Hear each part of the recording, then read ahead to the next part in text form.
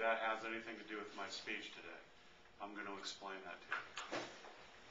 I asked Tom for some help coming up with a speech topic, and he read one of my blogs. I like to write blogs. And one of them was, are you hiring Rip Van Winkle at your workplace?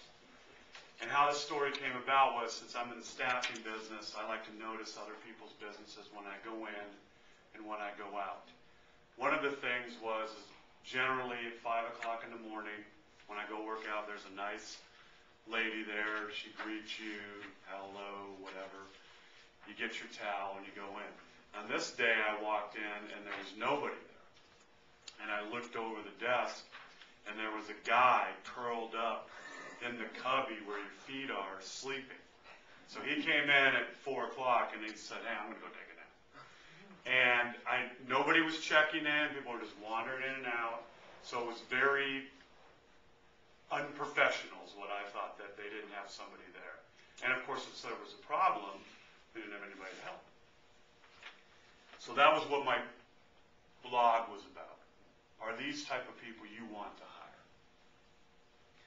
It also going to outline some of the things that I feel is my philosophy on hiring, since that's what I do for a living, and how to avoid the Rip Van Winkle.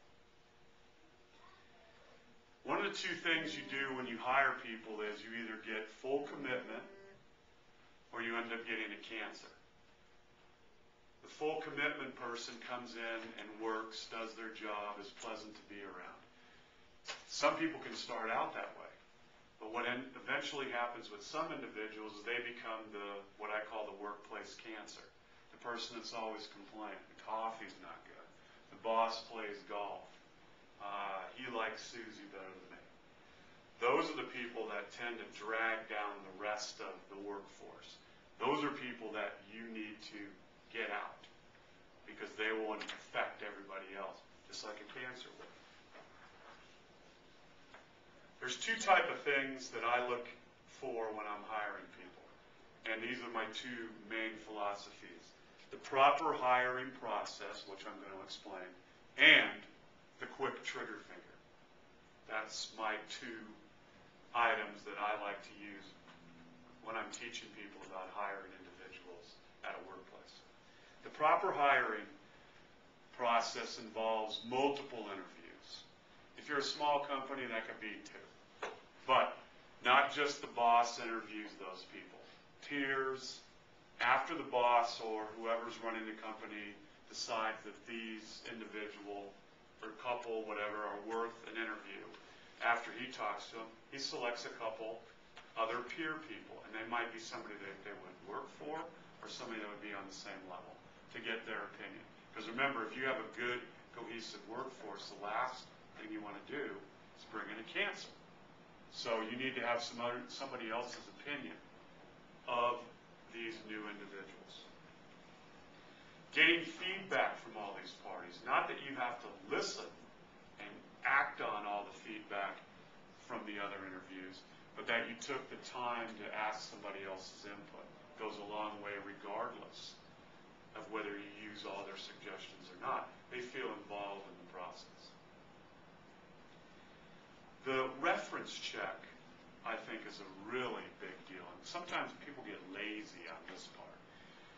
They take a look at what they've done on their resume, which I'll get to later, and they make a predetermination that this person is really good without checking their references. One of the questions that I always like to ask people is, what would this company say about you if I called Joe Blow over there right now?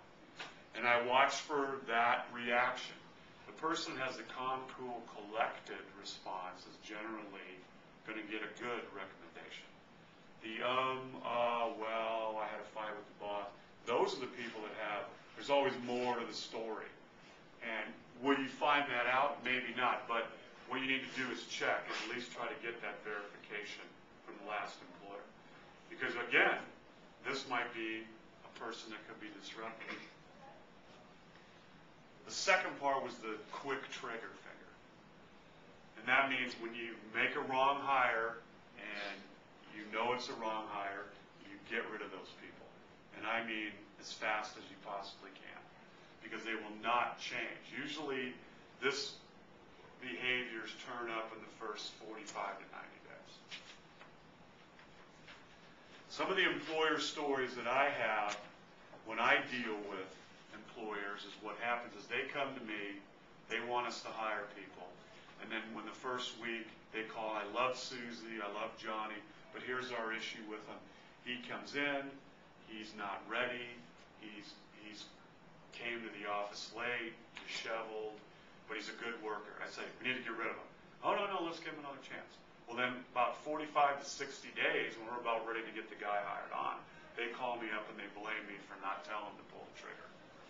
Even after we already went through these items, that these are bad habits, are only going to get worse.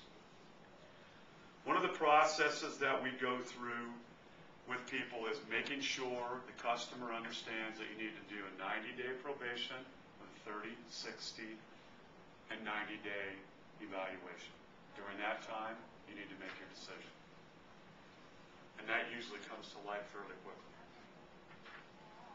The input from the peers during that time is also good. Getting feedback from whoever the manager is and whoever is the people that they work with to see if this is a person that's going to be the right fit. The great preparation time it takes to find a quality employee requires a lot of steps. Steps that you have to follow and develop on your own. So everybody doesn't hire the same way. But developing steps can help you hire a better employee and avoid hiring the Rip Van Winkle. But better yet, for you is your competitor the one hiring the Rip Van Winkle?